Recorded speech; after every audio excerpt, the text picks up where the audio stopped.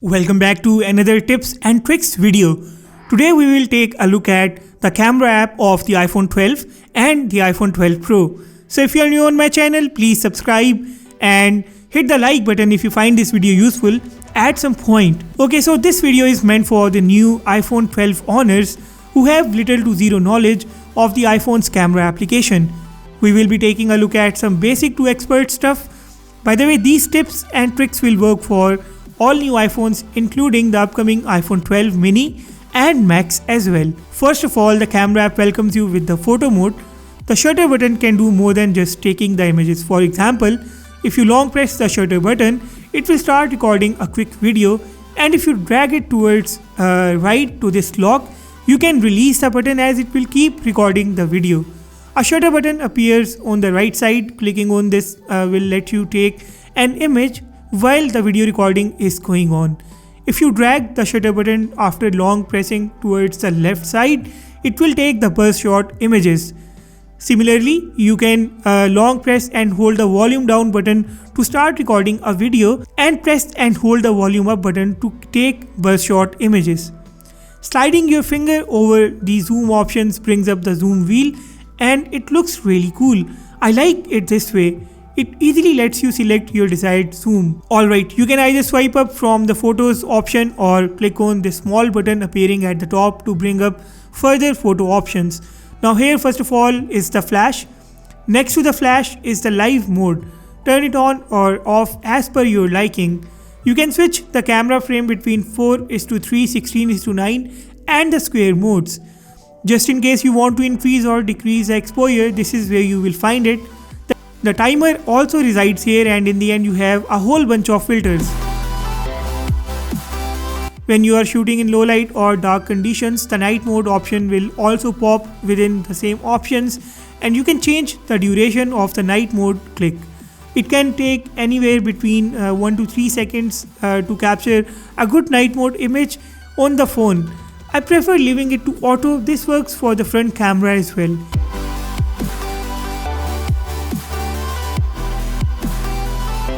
For the portrait mode, you have the various options. First of all, you have the natural light, the studio light is there, contour light, stage light, and the high key light mono. You can change the intensity of the effect applied by each one of these modes from the options underneath the portrait mode. And in fact, you can apply a filter within these effects too. The option to change the exposure and use of flash is also available for portraits, and yeah, this works for both the front and the rear cameras. And by the way, on the new iPhone 12 series, you can take low light night mode portraits as well. Panorama mode is quite simple and self-explanatory, no hidden options there. Let's take a look at the video mode now. On the video screen at the top, you can see the HD30, that's the resolution and the frame rate. Clicking on the HD will switch to 4K, and clicking on 30 will switch it to 60. At the top, you can see a green light. That light appears when the phone's mic or the camera is in use. It keeps switching between green and the orange color, and it blinks for pretty much any application that uses one of these two hardwares of your phone. The best thing about the iPhone's camera is that it can record 60 frames per second videos in its ultra wide mode too. And yeah, you can switch between the ultra wide and the wide cameras while recording a video. The same applies for the front camera videos on the new iPhones as well. You can also adjust the exposure for videos. Same goes for the time-lapse videos. You can adjust the exposure of the time-lapse on your iPhone, and yeah, you can also record a night time-lapse.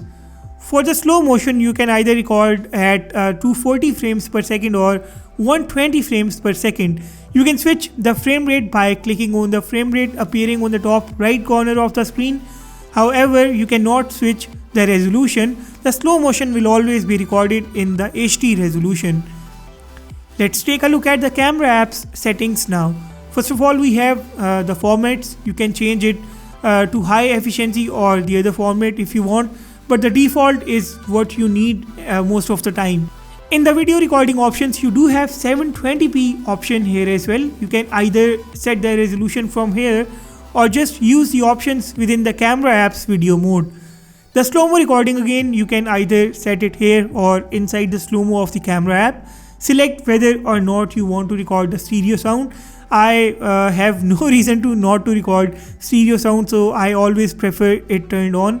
We have the preserve settings option. First of all, you can choose to preserve your last used camera mode such as video, photo, portrait, and so on. By default, the iPhone will always switch back to the photos mode, but if you are shooting a video and you always want it to open to the video mode, you can click on the camera mode and close the camera app with the video mode open.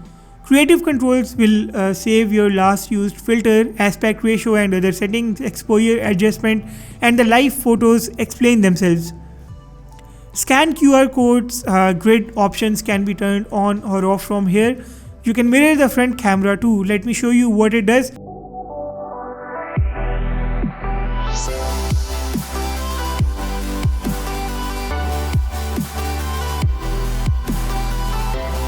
You can see that the mirror changes the placement of the subject in the camera frame.